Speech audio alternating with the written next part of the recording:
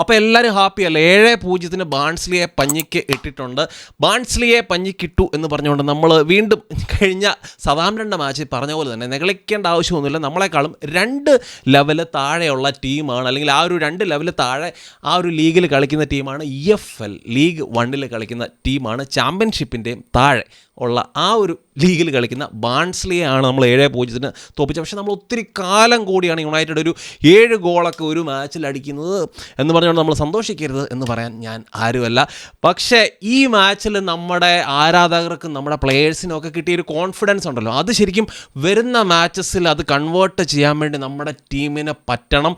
അങ്ങനെ കൺവേർട്ട് ചെയ്താൽ മാത്രമേ നമുക്ക് എന്തെങ്കിലും പ്രോഗ്രസ് ഉണ്ട്, പ്രോപ്പറായിട്ടുള്ളൊരു പ്രോഗ്രസ് ടെൻ ഹാഗൻ ഈ ഒരു ടീമിൽ നടത്തിയിട്ടുണ്ട് എന്ന് നമുക്ക് പറയാൻ വേണ്ടി പറ്റത്തുള്ളൂ. അപ്പോൾ ഇന്നലത്തെ ആ ഒരു മാച്ചിൽ ശരിക്കും പറഞ്ഞ ഒരു നല്ല കാര്യം ഞാൻ കണ്ടതെന്ന് വെച്ചാൽ ടെൻ ഹാഗ് ആ ഒരു ഫ്രിഞ്ച് പ്ലെയേഴ്സ്, നമ്മുടെ ബെഞ്ചിലുള്ള പ്ലെയേഴ്സിനൊക്കെ കുറച്ചുകൂടെ ചാൻസസ് കൊടുക്കുന്നു. ഫസ്റ്റ് ടീമിലെ പ്ലെയേഴ്സിനെ കുറേ കൂടെ പ്രൊട്ടക്റ്റ് ചെയ്യാൻ വേണ്ടിയൊക്കെ ശ്രമിക്കുന്നു.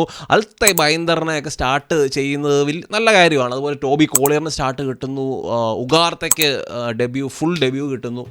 അപ്പം അതൊക്കെ ആ ഒരു പേഴ്സ്പെക്റ്റീവിൽ ശരിക്കും ഇന്നലത്തെ മാച്ച് ഇമ്പോർട്ടൻ്റ് ആണ്, നല്ലതാണ്. പക്ഷേ റിസൾട്ട് വൈസ് നമുക്ക് ഈ മാച്ചിനെയോ അല്ലെങ്കിൽ സതാംപ്ടൻ്റെ മാച്ചിനെ നമുക്ക് റിസൾട്ട് വൈസ് അത് ഓർത്തിട്ട് നമുക്ക് പ്രോഗ്രസ് ഉണ്ടെന്ന് പറഞ്ഞുകൊണ്ട് നമുക്ക് ഇരിക്കാൻ പറ്റത്തില്ല. ഇനിയിപ്പം മുന്നോട്ട് നിങ്ങൾ നോക്കിയോ, ഈ ശനിയാഴ്ച മുതൽ നമുക്ക് റിയൽ ടെസ്റ്റ്, നമ്മുടെ റിയൽ അഗ്നി പരീക്ഷ സ്റ്റാർട്ട് ചെയ്യാണ്. ക്രിസ്റ്റൽ പാലസിൻ്റെ അവിടെ പോയിട്ട് എവേ മാച്ച് കളിക്കണം ശനിയാഴ്ച. അത് കഴിഞ്ഞിട്ട് യൂറോപ്പ ലീഗിൽ ട്വൻറ്റെ എന്ന് പറയുന്ന ടീം ടെൻ ഹാഗിൻ്റെ പഴയ ടീമാണ്. പ്ലെയറായിട്ടും കോച്ചായിട്ടും ഒക്കെ പുള്ളി അവിടെ പ്രവർത്തിച്ചിട്ടുള്ള ഒരു ടീമാണ്.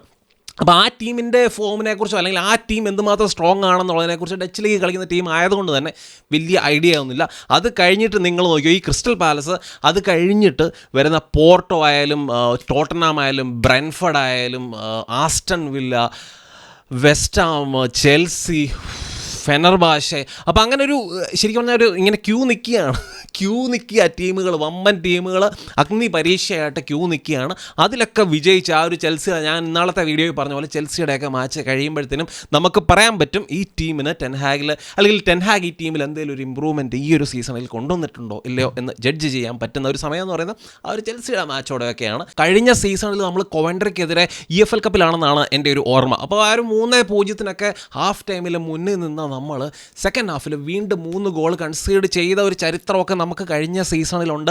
അതിനെയൊക്കെ വെച്ച് കമ്പയർ ചെയ്യുമ്പം പ്രോബബ്ലി ബെറ്ററാണ്. പക്ഷേ ഇന്നലെ ഡേവിഡ് ബെക്കാം പറഞ്ഞൊരു കോട്ട് നമ്മളെല്ലാവരും ഓർത്തിരിക്കണം. ബാക്കി വലിയ ടീമുകളൊക്കെ ഇന്നലെ ചാമ്പ്യൻസ് ലീഗ് കളിക്കുകയായിരുന്നു, നമ്മൾ EFL കളിക്കുന്നു. നമ്മൾ സതാംപ്ടൺ, ക്രിസ്റ്റൽ പാലസ്, ഇങ്ങനത്തെ ടീമുകളൊക്കെ EFL കളിക്കുന്നു. ഇതാണ് നമ്മുടെ ഒരു അവസ്ഥ. നമ്മൾ എഴുന്നേറ്റ് വരും, തിരിച്ചു വരും. അപ്പോൾ ഇതൊക്കെയാണ് എനിക്ക് പറയാനുള്ളത്. ഇനി നമ്മുടെ അഗ്നി പരീക്ഷ വരുന്ന ശനിയാഴ്ച മുതൽ തുടങ്ങാൻ പോവുകയാണ്. അതിനുവേണ്ടി എല്ലാവരും പ്രിപ്പയർ ആയിട്ട് ഇരിക്കുക.